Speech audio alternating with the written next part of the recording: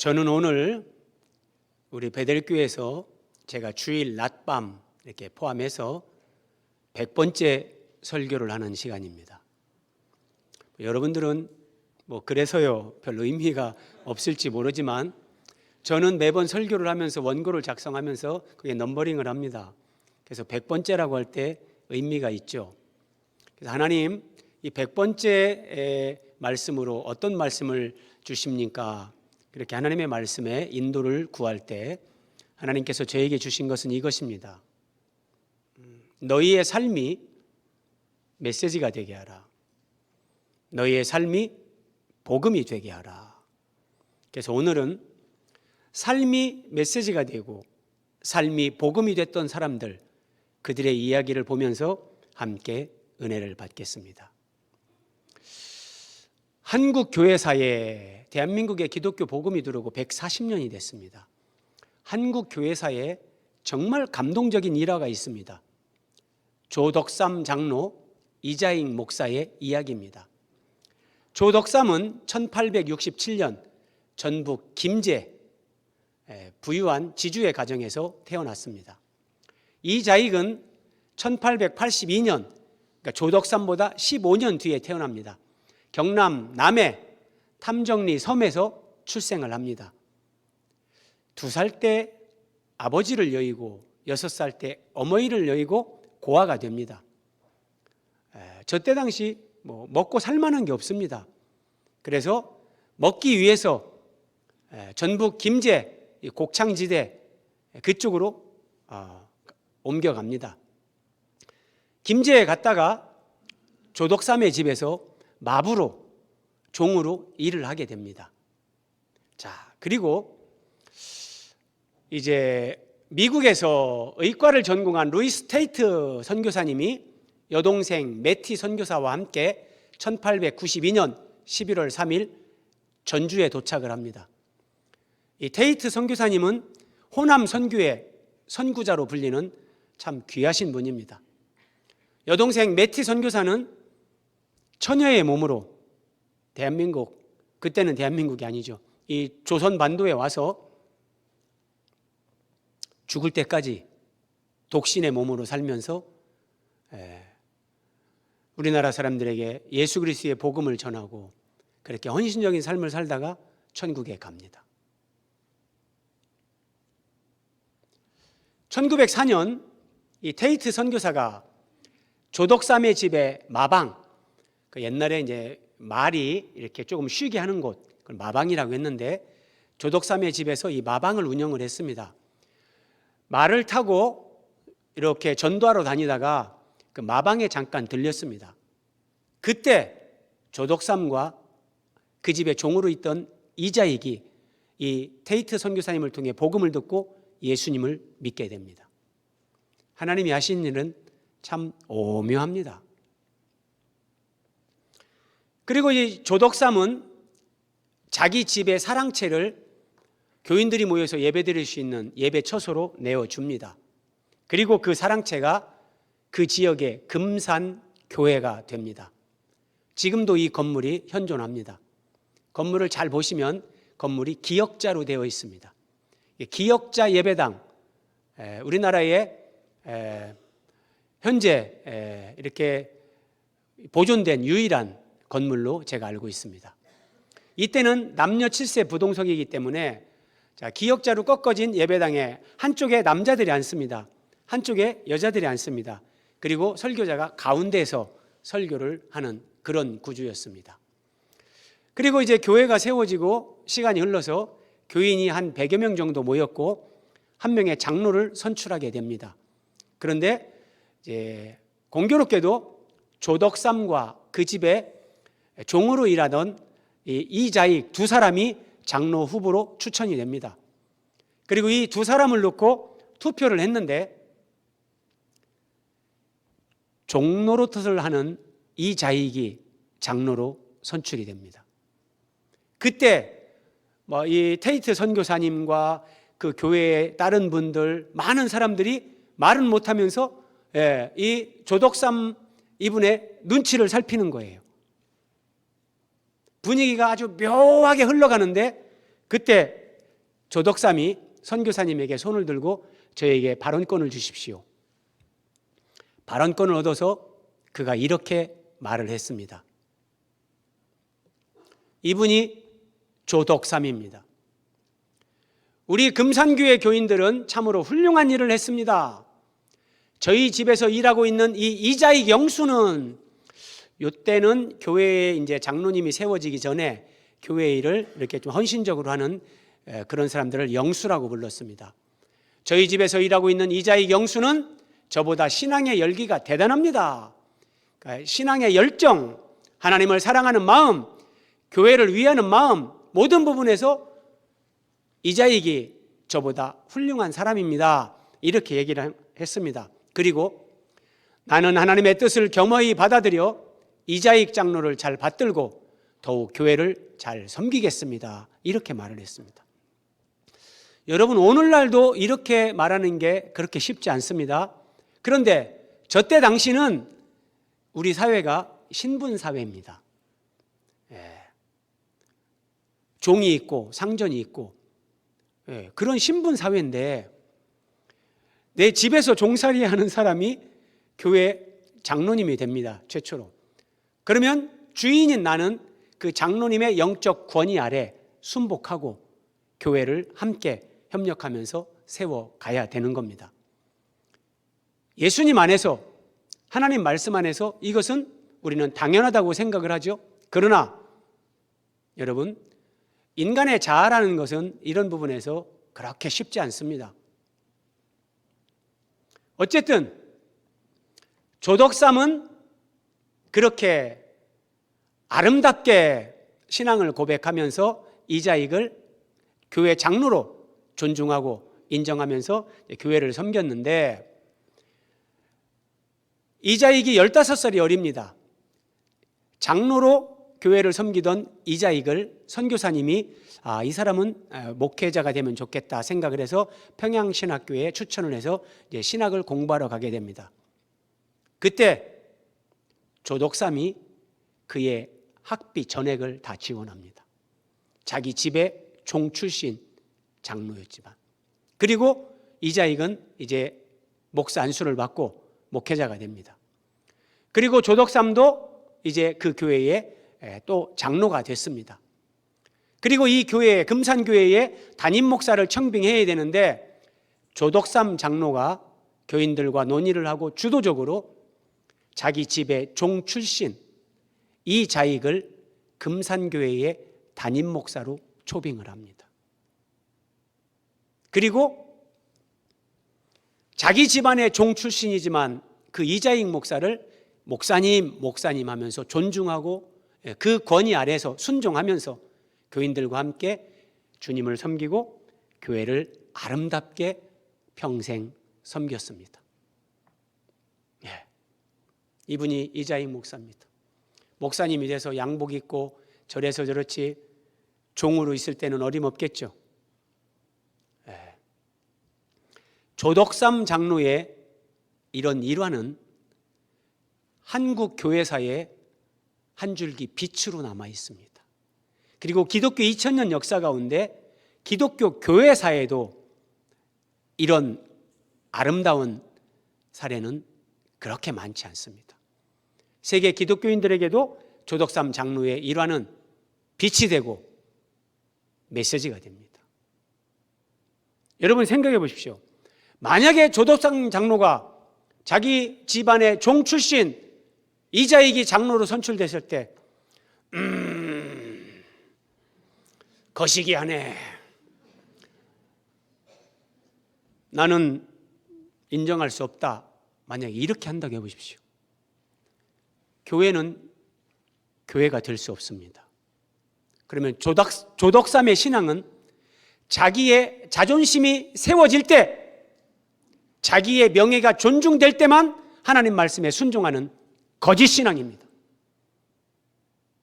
신분 사회에서 내 집안의 종이지만 하나님의 주권과 섭리를 받아들이고 하나님이 세우신 그 권위 아래 순복하면서 조덕삼 장로는 한국 교회사와 세계 교회사에 정말 아름다운 귀감이 된 겁니다.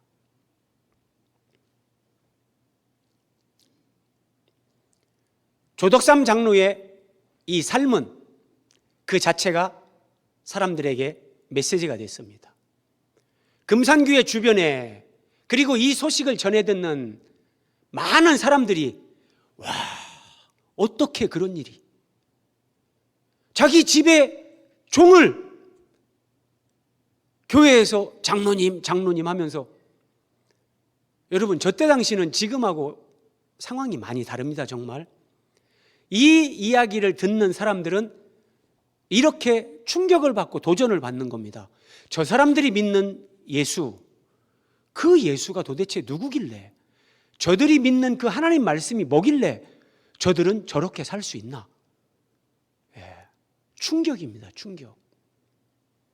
우리가 믿는 예수님, 우리가 하나님 말씀이라고 확신하는 성경, 그 말씀을 따라 예수 그리스도를 믿는 사람들은 세상의 풍조, 세상의 가치 체계, 세상의 가치 기준, 그것을 송두리째 성경적 가치로 바꿀 수 있는 사람들입니다.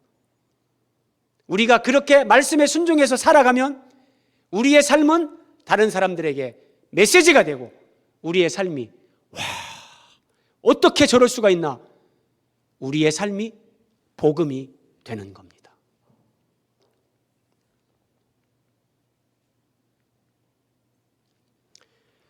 오늘 우리가 상고하게 되는 빌레몬서는 한 장으로 된 겁니다. 한 장으로 되어 있는 성경인데, 이 빌레몬서에 세 사람이 등장합니다. 사도 바울, 빌레몬, 오네시모. 조덕삼 장로 못지않게 오늘 본문에 나오는 이 세 사람은 하나님 앞에 이들의 삶이 메시지가 됐고 이들의 삶이 복음이 된 사람들입니다. 한 장밖에 안 되는 빌레몬서지만 우리에게 주시는 하나님의 말씀의 그 메시지, 감동, 도전은 어마어마합니다. 자, 먼저 빌레몬서에 등장하는 세 사람을 살펴보는데, 먼저 사도 바울입니다. 사도 바울은 예수님을 믿는 사람들을 박해하던 사람입니다. 그는 예수 믿는 사람들을 잡아서 옥에 가두기 위해 다메섹으로 가다가 빛 가운데 임하시는 예수님을 만나고 그는 예수님을 믿게 됩니다. 기독교인들을 박해하던 사람이 오히려 이제 예수 믿으라고 예수를 전하는 사람이 됐습니다. 그는 그렇게 복음을 전하다가 지금 로마 감옥에 갇혀 있습니다. 그리고 그 로마 감옥에서 지금 우리가 보는 이 빌레몬서를, 빌레몬에게 보내는 편지를 쓰고 있는 겁니다. 자, 두 번째, 바울이 쓴 이 빌레몬서 편지를 받는 빌레몬입니다. 빌레몬은 빌레몬서 19절에 보면 바울을 통해 예수님을 믿게 된 사람입니다. 그리고 골로새 교회의 그는 지도자입니다. 조덕삼과 같이 이 빌레몬은 자기 집을 골로새 교회 교인들이 예배를 드릴 수 있는 예배 처소로 내어놓은 사람입니다. 그래서 이 사람의 집에 교회가 있었습니다. 성경에 이게 다 나오는 겁니다. 그리고 바울은 1절에서 이 빌레몬을 가리켜 그는 나의 동역자다 얘기를 합니다. 바울이 나의 동역자라고 할 때 복음을 위해, 주님을 위해 헌신된 사람, 자기 목숨을 버릴 수 있는 사람, 이런 사람입니다. 빌레몬은 이런 사람입니다. 그리고 그는 부유한 가정에 상전, 노예들을 거느리고 있는 사람이었습니다. 자, 세 번째, 오네시모는 어떤 사람인가? 오네시모는 빌레몬의 집에서 종살이를 하던 노예였습니다. 그런데 그는 14절과 골로새서 4장 9절에 보면 주인의 집에서 무단으로 도주를 합니다. 자유를 갈망해서 그랬는지, 어떤 죄를 져서 그랬는지 모르지만 그는 주인의 집에서 일정 부분의 어떤 재물을 갈취하고 그는 도망친 노예입니다. 그런데 이 노예가 골로새에서 로마로 갔고 그 로마에서 사도 바울의 얘기를 듣습니다. 바울이 감옥에 갇혀 있었지만 바울이 갇혀 있던 감옥은 오늘날 우리가 알고 있는 그런 교도소와 같지는 않습니다. 행동에 제한이 있지만 사람들을 어느 정도 만날 수 있고 일정 부분의 그런 사람들을 대면하고 충분한 대화를 할 수 있는 그런 자유가 보장된 그런 감옥이었습니다. 아마도 오네시모는 주인의 집에서 재물을 갈취해서 도주한 상태에서 양심의 가책을 느꼈을 겁니다. 그러다가 이 예수 그리스도의 복음을 전하는 바울이라는 사람이 지금 로마 감옥에 있다, 누구든지 만날 수 있다, 이런 얘기를 듣고 아마도 찾아갔습니다. 그리고 오네시모는 바울을 통해 복음을 듣고 예수님을 믿게 됩니다. 그리고 12절에 보면 사도 바울이 이 오네시모를 가리켜서 나의 신복이다, 바울의 정말 분신과 같은 나의 복음의 동역자다, 바울이 그렇게 말하는 사람으로 오네시모가 변화가 됐습니다. 자, 이 세 사람의 관계성 그리고 그 변화를 한번 살펴봅니다. 사도 바울은 어떤 사람입니까? 그는 유대인입니다. 그는 유대인 중에서도 골수 바리새인입니다. 오직 말씀 경건 그렇게 살아가는 유대인, 그중에 바리새인입니다. 빌레몬은 이방인입니다. 돈이 조금 있어서 노예를 거느린 상전입니다. 오네시모는 이방인입니다. 그는 노예입니다. 여러분, 유대인들은 이방인에 대해서 이렇게 얘기를 합니다. 하나님이 저 이방인들을 왜 만들었을까? 유대인들은 이렇게 말합니다. 지옥의 땔감이 필요해서, 지옥의 땔감으로 쓰려고 이방인들을 만들었다. 유대인은 이방인들과 상종하지 않습니다. 이방인을 인간 취급하지 않습니다. 그런데 유대인 중에서 유대인 바리새파였던 사도 바울과 이방인 빌레몬과 이방인이면서 노예면서 주인의 집을 도망친 오네시모가 도저히 하나가 될 수 없는 사람들이었는데 이들이 하나가 됩니다. 어떻게 해요? 이 세 사람은 예수 그리스도를 주로 고백을 합니다. 나의 주인님, 나의 주님, 이렇게 고백을 합니다. 예수님을 퀴리오스, 나의 주라고 고백하는 것은 오늘날과 그때 당시 상황은 완전히 다릅니다. 오늘날은 누구든지 예수님, 주님 할 수 있습니다. 그런데 저때 당시에 퀴리오스는 로마 황제입니다. 가이사가, 시저가 퀴리오스다, 다 그렇게 고백하게 만듭니다. 그런데 그리스도인들만 아닙니다, 예수 그리스도가 우리의 주인 퀴리오스입니다, 잡혀가 죽습니다. 예수님을 나의 주라고 저때 당시 고백하는 것은 목숨을 내놓고 고백하는 겁니다. 그런데 이 세 사람은 동일하게 예수 그리스도를 영접했고 그 예수 그리스도를 자기 인생의 주인으로 고백했습니다. 그래서 유대인이고 이방인이고 노예였지만 그들은 하나님을 동일하게 아버지라고 부르면서 이제 예수 그리스도 안에서 형제가 됐고 복음의 동역자가 됐습니다. 이게 복음의 은혜, 복음의 능력입니다. 상전과 노예가 하나가 됩니다. 유대인과 이방인이 하나가 됩니다. 남자와 여자가 평등해집니다. 여러분, 기독교 복음이 들어가지 않은 나라는 지금도 여성들의 그 인권이라는 것은 비참합니다. 기독교가 들어가는 곳에 여성들은 남성과 평등해지는 겁니다. 우리 사회도 마찬가지고요. 복음으로 들어가면 이런 그 사회의 혁명을 일으킵니다. 우리 인생의 혁명, 그 사회의 혁명, 보이지 않는 내면 세계, 영적 세계의 이런 영적인 혁명을 하나님이 이루십니다. 그래서 우리가 내가 받은 복음이 내 삶 속에서 복음이 되게 하는 그 삶을 살아야 되는 사명이 우리에게 주어진 겁니다. 자, 바울이 베드로를 책망하는 사건이 성경에 한번 기록됩니다. 갈라디아서 2장 14절에 나는 바울입니다.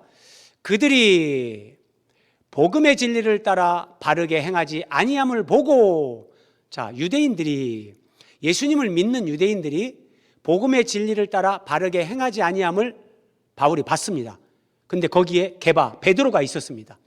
무슨 말이냐면 예수님을 믿어도 할례를 받아야 돼. 유대인들에게 할례는 목숨과 같은 겁니다.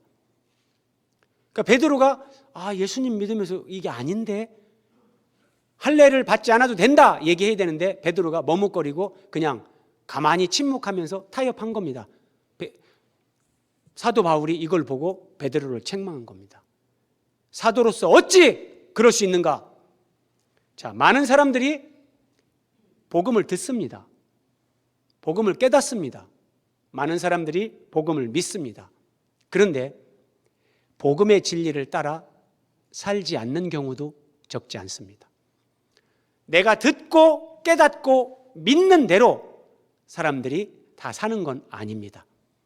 그러면 우리의 삶은 메시지가 될 수 없고 내가 받은 복음이 내 삶으로 복음으로 나타날 수 없습니다. 부모가 자녀들 앞에서 주일인데 오늘은 이런 일이 있네. 자, 오늘은 교회 가지 않고 우리는 이렇게 한다. 여러분, 정말 누가 봐도 그럴 수 있는 일이라면 그럴 수 있죠. 사람이 죽어간다든지 정말 집안에 불가피한 그런 일이 있다든지 저는 그럴 수 있다고 봅니다. 그런데 그런 특별한 경우가 아님에도 불구하고 내가 조금만 순서를 바꾸고 노력하면 내가 예배에 참석할 수 있는데 오늘은 예배 빠지고 이 일을 보자. 그렇게 믿음 생활을 하면 그 부모의 삶은 자식에게 메시지가 됩니다. 이런 경우에는 교회를 가지 않아도 되는구나. 자식에게 부모의 삶이 메시지가 됩니다. 부모가 돈 앞에서 하나님 말씀을 등지고 돈을 선택하고 돈을 따라간다면 자식들에게 메시지가 됩니다. 돈 앞에서는 하나님 말씀도 뒷전으로 밀어야 되는 거구나. 그래서 여러분, 우리의 삶이 무서운 겁니다. 그리스도인들이 세상 속에서 살아가는 삶이 엄청난 책임감이 있고 사명이 있고 힘겨운 겁니다. 왜냐하면 우리의 삶이 그들에게 메시지가 되고 때로는 복음이 될 수 있는데 역으로 그 복음을 가릴 수도 있기 때문입니다. 빌레몬서에서 중요한 3가지 질문과 대답, 이 3가지 질문과 대답을 이해하면 빌레몬서 전체를 통해 하나님이 우리에게 주시는 핵심적인 내용을 다 깨닫는 겁니다. 첫째, 바울은 왜 오네시모를 돌려보내는가? 빌레몬 1장 12절입니다. 4개, 여기 4개, 그러니까 이 빌레몬서, 이 서신을 받는 수신자 빌레몬입니다. 바울이 지금 편지를 쓰면서 내가 너에게, 빌레몬 너에게 그를, 오네시모를 돌려보낸다. 그는 내 신복이다. 내 신복. 여러분, 신복 한자를 보세요. 마음심, 이 배보. 그래서 내 가슴이고 내 배다, 이런 말입니다. 그냥 문자적인 의미는 내 신복이다. 그러니까 내 분신이고 내 속을 다 읽고 내가 복음을 전하는 일에 내가 말하지 않아도 정말 내가 무엇이 필요한지, 내가 뭘 하려고 하는지 다 알아서 나를 도와주는 나의 동역자, 내 분신과 같은 신복. 이 도망친 노예 오네시모가 사도 바울에게 이런 신복이 됐습니다. 바울은 어쨌든 로마 감옥에 갇혀 있습니다. 근데 복음을 전해야 되는데 얼마나 많은 도움의 손길이 필요할까요? 그래서 오네시모는 절실하게 바울에게 필요한 사람입니다. 그런데도 빌레몬에게 편지를 써서 돌려보냅니다. 바울은 왜 자기에게 그토록 절실하게 필요한 이 오네시모를 빌레몬에게 돌려보내는 걸까요? 예를 들어서 빌레몬에게, 빌레몬 네가 나를 존경하지? 너 나의 동역자지? 너 나를 통해서 예수님 믿고 지금 교회 지도자가 됐잖아. 그러면 내가 오네시모가 너의 집에 종이었지만 도망쳐 왔지만 네가 용서하고 양해해라. 내 동역자로 좀 쓰겠다. 이렇게 얘기해도 됩니다. 그러면 빌레몬이 그럴 수 없습니다. 바울에게 그렇게는 못하겠죠. 그런데 사도 바울은 그렇게 하지 않고 정중하게 서신을 써서 두기고와 함께 지금 오네시모를 골로새 교회로 보내는 겁니다. 자, 왜 바울은 이렇게 하는가? 복음을 위해서 이렇게 합니다. 오네시모는 도망친 죄인이었지만 사도 바울을 만나 복음을 듣고 예수님을 믿게 됐습니다. 예수님을 믿고 그는 하나님과의 관계가 회복이 됐습니다. 그렇죠? 하나님과의 관계가 회복이 된 사람은 이제 사람과의 관계가 회복되어야 됩니다. 상전의 집에서 재물을 갈취하고 도망쳐 왔습니다. 이 문제를 해결하지 않으면 복음이 훼손됩니다. 어떤 여인이 남편이 사업을 했는데 남편의 사업이 부도가 났습니다. 남편은 자취를 감추고 이제 아이들 데리고 그 채권자들을 피해서 어디 달새방을 얻어서 살게 됐습니다. 그러면서 이 여인이 교회를 갔습니다. 아무런 소망이 없기 때문에 정말 교회를 갔는데 교회에 가서 은혜를 받았습니다. 하나님을 만났습니다. 그렇게 믿음 생활을 하던 어느 날 그 교회 목사님께서 속건제에 관한 설교를 하셨습니다. 속건제라는 것은 하나님 앞에 제사를 드리는데 내가 누군가에게 피해를 끼쳤을 때 그 피해에 대해서 20%를 얹어서 배상하는 하나님이 명하신 그런 제사입니다. 그래서 진정한 그리스도인으로 살려면 이 속건제의 정신을 따라서 사람들에게 내가 피해를 줬다면 배상해야 됩니다. 이 말씀을 듣고 이 여인이 찔림이 왔습니다. 목사님과 상담을 했습니다. 목사님, 저는 빚을 갚을 길이 없습니다. 남편도 어디에 있는지 모릅니다. 애들하고 이렇게 달새방 사는데 저는 어떻게 하면 좋습니까? 그 목사님이 이렇게 얘기를 해줬습니다. 채권자들을 찾아가십시오. 그리고 사실대로 말하십시오. 그리고 최선을 다해서 빚을 갚겠다고 양해를 구하십시오. 이 여인이 채권자들이 얼마나 살벌하게 자기를 찾고 있는지를 알기 때문에 한편으로 두려웠지만 목사님 말씀을 듣고 순종하기 위해서 채권자들을 찾아갔습니다. 채권자들이 처음에는 삿대질하면서 험한 말을 했습니다.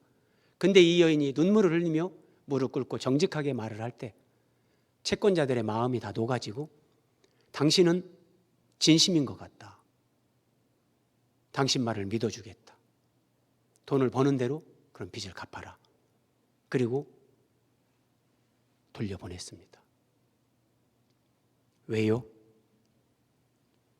채무자가 채권자를 찾아와서 눈물로 진심을 얘기하며 시간을 달라 최선을 다해서 버는 대로 갚겠다 이렇게 말하는 채무자가 거의 없습니다. 도망가고 잠수 타고 떼어먹고 이 여인은 진심인 것 같다. 하나님이 그런 은혜를 주는 거죠. 자, 바울이 자기의 신복이라고 하는 오네시모를 원래 주인이었던 빌레몬에게 돌려보내야만 되는 것은 복음이 훼손되지 않게, 오네시모가 하나님과의 관계가 회복됐다면 그는 자기의 상전이었던 빌레몬과 관계가 회복돼야 복음이 복음되고, 오네시모가 바울의 신복으로 사역하는 그 복음의 사역이 방해받지 않고 그의 섬김이 복음이 되는 섬김이 될 수 있게끔 그렇게 하기 위해서 바울은 자기에게 절실하게 필요한 사람이었지만 오네시모를 빌레몬에게 보내는 겁니다. 빌레몬서에서 중요한 세 가지 질문과 대답. 둘째, 오네시모는 왜 빌레몬에게 돌아가야만 되는가? 골로새서 4장 9절. 자, 제가 말씀드렸는데 골로새 교회는 빌레몬의 집에 있습니다. 마치 조덕삼의 집에 금산교회가 있는 것처럼. 자, 그래서 바울이 골로새서를 쓰고 빌레몬서를 써서 두 서신을 써서 이제 두기고라는 사람에게 이 서신을 보내면서 오네시모를 같이 보냅니다. 그게 골로새서 4장 9절, 신실하고 사랑을 받는 형제 오네시모를 함께 보내노니. 여러분 저 보세요. 신실하고 사랑받는 형제 오네시모, 바울이 이렇게 얘기합니다. 이렇게 변화됐어요, 오네시모가. 그래서 함께 보낸다. 그는 너희에게서 온 사람이라. 너희, 그러니까 골로새에서 온 사람. 그 골로새 교회가 있는 곳, 빌레몬의 집, 그 빌레몬의 집에서 도망친 노예, 너희 집에서 온 사람인데 지금 나에게 사랑받는 형제요 동역자지만 두기고와 함께 너희에게 보낸다. 자, 이제 오네시모는 자기 상전의 집으로 다시 돌아가고 있습니다. 이때 당시 노예가 주인의 집을 이탈했다, 도망쳤다, 그것은 사형입니다. 재판도 필요 없습니다.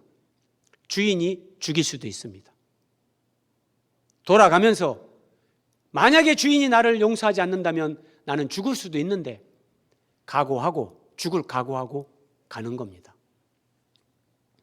만약에 죽음이 두려워서, 매맞을 것이 두려워서 오네시모가 가다가 다른 길로 또 도망친다면 무엇이 문제가 되는가? 오네시모는 바울을 만나 복음을 듣고 회개했습니다. 그는 예수님을 믿고 거듭났습니다. 예수님을 나의 주 퀴리오스라고 그는 고백했습니다. 그는 바울의 신실한 동역자가 됐습니다. 그런데 그가 만약에 바울의 권면을 따라 빌레몬에게 가지 않는다면 그가 회개한 회개는 거짓 회개입니다. 그가 거듭난 것, 그가 예수 그리스도를 나의 주님이라고 퀴리오스라고 고백하는 것, 바울을 도와서 사역했던 그의 사역, 그 모든 것은 가짜가 되는 겁니다. 그렇죠? 여러분, 예수님을 믿는 것이 바로 이런 거고, 그래서 예수님을 믿는 건 어렵습니다. 쉬운 게 아닙니다. 그러나 이 예수님을 똑바로 믿으면 이 길 끝에 우리에게 하나님이 예비한 영광이 있고, 이 삶을 살아가는 동안 우리 가슴에서 하나님이 주시는 하늘의 평화, 이 기쁨, 안식, 이것이 늘 누려지는 그 은혜를 우리는 경험하는 겁니다. 예수님은 마태복음 5장 23절에서 이렇게 말씀하셨습니다. 예물을 제단에 드리려다가 내 형제에게 원망 들을 만한 일이 생각나거든 예물을 제단 앞에 두고 먼저 가서 형제와 화목하고 그 후에 와서 예물을 드리라. 하나님을 믿고 믿음으로 살면서 여러분, 어린아이처럼 단순하고 순수해야 됩니다. 하나님 말씀으로 어떤 감동을 받고 도전을 받았는데, 그래도 내가 이렇게 살면 안 되지, 이렇게 살면 너무 힘들지, 아니야 그러면 안 돼. 그러면 자기가 하나님 말씀을 취사 선택하는 겁니다. 무서운 겁니다. 하나님이 이렇게 하라 내 마음에 감동을 오면 그 말씀에 순종해 보십시오. 내가 누군가에게 가서 먼저 사과를 한다? 자존심이 구겨질 것 같죠? 아닙니다. 그 자존심 하나님이 쫙 펴줍니다. 내가 낮아지고 저 사람에게 정말 내 자존심 꺾으면서 내가 먼저 손 내밀고 그렇게 해보십시오. 하나님이 세상에서 존귀하고 아름다운 사람으로 우리를 높여주십니다. 저는 주님을 만나고 지금까지 살아오면서 이것을 변함없이 경험합니다. 저는 누군가에게 제가 먼저 사과할 때, 제가 먼저 손 내밀 때 저는 주저하지 않습니다. 그건 부끄러운 것이 아니라 가장 용기 있는 겁니다. 가장 아름다운 그게 믿음입니다.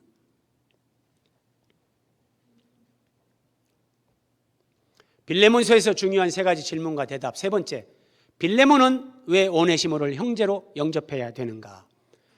16절에서 바울은 빌레몬에게 이렇게 말합니다. 이후로는 종과 같이 대하지 아니하고 오네시모는 빌레몬의 종이었습니다. 근데 이제 후로는 종과 같이 대하지 아니하고 사랑받는 형제로 대하라. 그리고 오네시모가 빌레몬 너에게 도착하면 그를 영접하기를 내게 하듯 하라. 빌레몬이 사도 바울을 영접하듯이 자기 집의 종이었다가 재물을 훔쳐 도망간 이 오네시모를 사도 바울을 영접하듯이 영접하라 그럽니다. 형제로 영접하라는 거예요. 내 집의 종이었고 죄를 짓고 도망친 종이었는데 예수님 안에서 형제로 사랑으로 영접하라 그럽니다. 여러분 이 말씀을 들으시면서 여러분 마음에 생각나는 사람이 있습니까? 처갓집의 그 누구와 시댁의 그 누구와 내 이웃의 직장의 그 누구와 불편할 수 있습니다. 그 사람이 원인 제공을 했고 나도 너무나 오랜 시간 힘들었고 상처받았고 화해하기 싫을 수도 있습니다. 그러나 우리는 예수님을 믿는 사람들입니다. 우리가 하나님 앞에 어떤 사람이었는데 하나님이 우리를 용납해 주시고 우리를 받아주셨는데 우리는 그 누구도 내가 용납할 수 없다 그렇게 말할 수 있는 자격이나 권리가 우리는 없습니다. 하나님이 나를 받아주신 것처럼 그래 내 마음과 이성이 다 따르지 않더라도 의지적으로 순종하는 겁니다. 내가 먼저 전화하고 내가 먼저 찾아가서 내가 먼저 손 내밀고 그게 믿음이고 그게 순종입니다. 여러분 오네시모가 빌레몬을 찾아왔는데 만약에 빌레몬이 오네시모를 형제로 영접하지 않던지 괘씸한 것 당시에 그냥 당시 상황에 따라서 정말 오네시모를 죽인다든지 극행에 처한다고 생각해 보십시오. 그럼 어떤 문제가 발생하냐? 빌레몬서 5절에 보면 바울이 이렇게 말합니다. 빌레몬 예수님을 향한 너의 사랑과 믿음 형제들을 향한 너의 사랑과 믿음이 많은 사람들에게 알려졌다. 나도 이미 들어서 알고 있다. 바울이 이렇게 얘기합니다.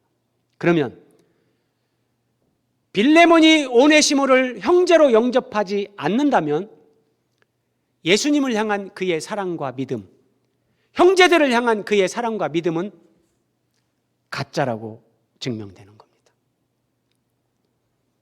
예수님을 나의 퀴리오스라고 고백했지만 그 고백은 가짜라는 것이 증명되는 겁니다.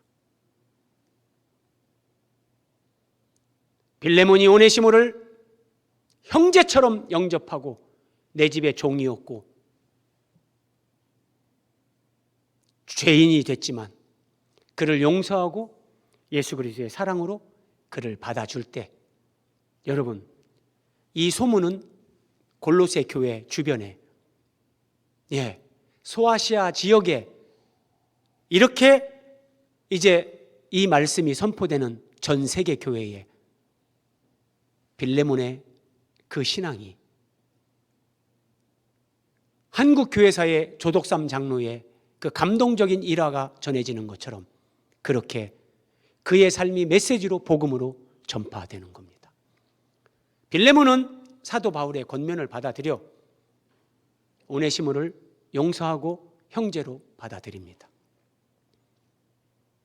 주변에 그 소문은 다 퍼졌을 겁니다. 야, 세상에 저 빌레몬이 자기 집에 그 오네시모 그 노예 그놈이 돈을 훔쳐서 도망갔었는데 다시 왔는데 용서해주고 이제 너는 내 종이다 그렇게 하지도 않고 형제라고 했대. 야, 저 예수 믿는 사람들 이해가 안 되네. 도대체 예수 믿는 게 뭔데? 예수님이 누군데? 복음이 뭔데 저들은 어떻게 저럴 수 있지? 얼마나 많은 사람이 도전을 받고 감동을 받고 나도 저 예수를 믿어볼까? 나도 저 복음에 대해서 들어봐야 되겠다. 이렇게 되는 겁니다. 그래서 빌레몬의 삶이 메시지가 되고 그의 삶이 복음이 된 겁니다.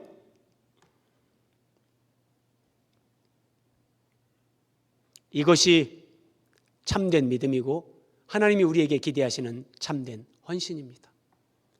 악을 선으로 바꾸시는 하나님, 15절입니다. 바울이 이렇게 얘기합니다. 아마 그가 잠시 떠나게 된 것은, 빌레몬에게 편지를 쓰는데 오네시모가 너희 집에서 도망쳐서 잠시 너를 떠난 것은 그 얘기입니다. 결국 그렇게 해서 이 오네시모가 예수님을 믿게 됐고 이제 복음의 동역자로 변화됐는데, 이제 나의 동역자, 너의 동역자, 주님 안에서 한 형제가 됐다. 그냥 너의 육신적인 종이었을 때는 이 세상에 사는 동안만 너의 종이지만, 이제 주님 안에서 형제가 됐고 동역자가 됐기 때문에 너로 하여금 그를 영원히 두게 합니다.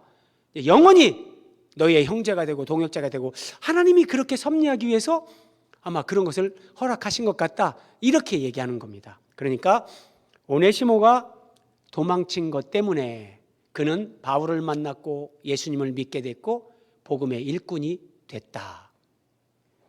여러분, 이 말씀은 우리에게도 적용이 됩니다. 우리가 살아가면서 때로는 우리는 부끄러운 일들을 경험합니다. 죄를 짓기도 하고 내가 넘어지기도 하고 나의 허물을 이렇게 허물이 드러날 때도 있죠. 근데 여러분, 그런 것 때문에 너무 낙심하지 마십시오. 오네시모처럼 저렇게 죄를 짓고 누가 봐도 죽어 마땅한 죄인인 같은 그런 죄와 허물이 우리에게 있다 할지라도 하나님은 그 죄와 허물이라는 악을 선으로 바꾸십니다. 그래서 과거에 묶이지 마십시오. 하나님은 그 과거에 우리의 부끄러움, 우리의 연약함, 죄와 허물도 하나님은 우리 인생의, 우리 신앙의 보석으로 바꿔주시는, 악을 선으로 바꾸시는 전능하신 하나님이십니다. 그래서 오네시모는 사도 바울에게 유익한 자가 되고 빌레몬에게 유익한 자가 되고 세상의 사람들에게도 유익한 그런 사람으로 변화가 된 겁니다. 자, 빌레몬서를 보다 보면 이 1장 22절을 보면서 조금은 참 이상하다, 이런 느낌을 받습니다. 사도 바울이 빌레몬, 오네시모를 너에게 보내는데 오네시모를 형제로 영접하고 용서하라, 그것이 복음을 살아가는 거야, 뭐 이런 얘기를 쭉 쓰는데 갑자기 22절에서 이렇게 합니다. 너는 나를 위하여 숙소를 마련하라. 아니, 왜 문맥을 이탈하는, 좀 어색하고 생뚱맞게 느껴지는 이런 말씀이 나오는 겁니다. 바울이 왜 갑자기 내 숙소를 마련하라 이런 말을 하는가? 바울이 깊은 의도를 가지고 이렇게 말하는 겁니다. 이제 바울이 감옥에서 나와서 기회가 되기만 한다면 내가 골로새에 있는 빌레몬 너의 집으로 바로 달려갈 거야. 그러니까 나를 위해서 숙소 하나 마련해 둬라. 그러면 빌레몬은 바울의 동역자이기 때문에 숙소를 하나 마련합니다. 그럼 숙소를 마련하면서 빌레몬이 오네시모를 형제로 영접하지 않거나 그를 어떤 형벌을 가하거나 그렇게 할 수는 없습니다. 바울이 우리 집에 온다, 이 생각을 하니까 그럼 바울이 나에게 간곡하게 부탁한 그 내용에 내가 순종해야지. 숙소를 마련하면서 바울을 대면할 걸 생각하면 오네시모를 그냥 죄인 취급할 수 없는 겁니다.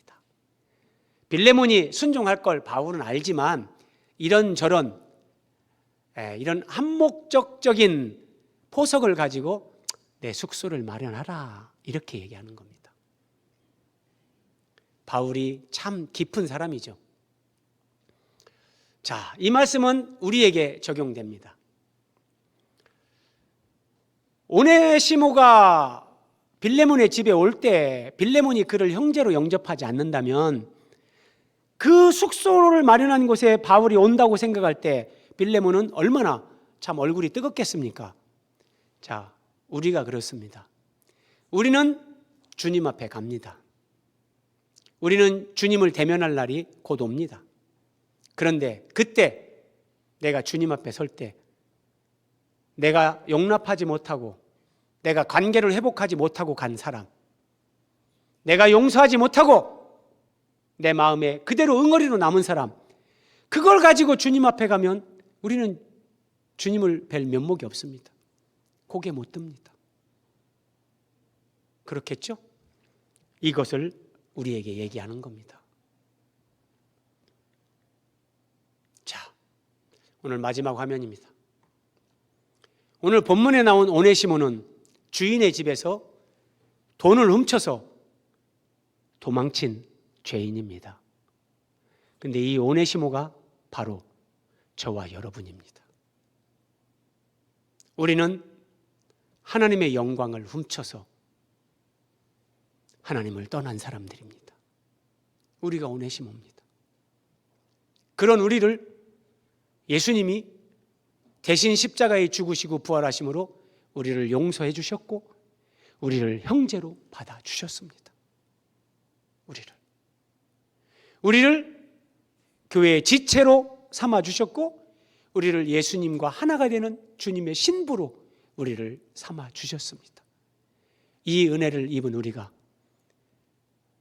당신만큼은 내가 용납할 수 없다, 용서할 수 없다, 우리는 그렇게 말할 자격이 없습니다. 내가 용서하고 받아줘야 할 나의 오네시모는 누굽니까? 여러분의 오네시모는 누굽니까?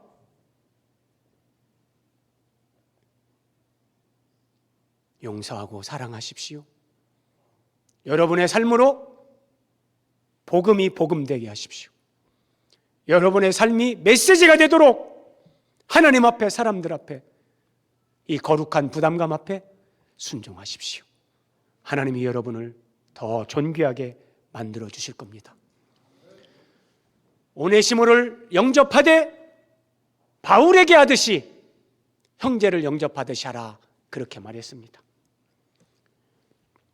우리가 이렇게 할 때 조독삼이 자기 집안의 종 이자익을 우리 교회의 장로님, 우리 교회의 담임 목사님으로 인정하고 그 영적 권위 아래 순복하면서 조덕삼 장로는 한국 교회사에, 세계 교회사에 족적을 남기는, 그의 삶이 복음이 되고 메시지가 되는 위대한 하나님의 사람이 됐습니다. 그러니까 조덕삼이 장로 투표에서 떨어진 것은 하나님이 그에게 이런 영광을 주기 위한 하나님의 놀라운 섭리입니다. 여러분, 이걸 볼 수 있어야 됩니다. 내가 순종할 수 있는 그 기회를 주실 때 정말 힘들고 어려운데 자존심이 상하는 거기에 순종해 보십시오. 하나님이 그런 우리를 통해 영광을 받으시고 그런 여러분의 삶을 통해 복음이 복음되게 하시고 여러분을 오고 오는 모든 세대 가운데 여러분의 집안에서, 하나님 나라에서 정말 존귀한 자로 하나님이 그렇게 높여주실 겁니다. 이런 은혜와 축복이 저와 여러분의 삶에 오늘부터 순종함으로 그렇게 이루어지기를 예수님의 이름으로 축복합니다.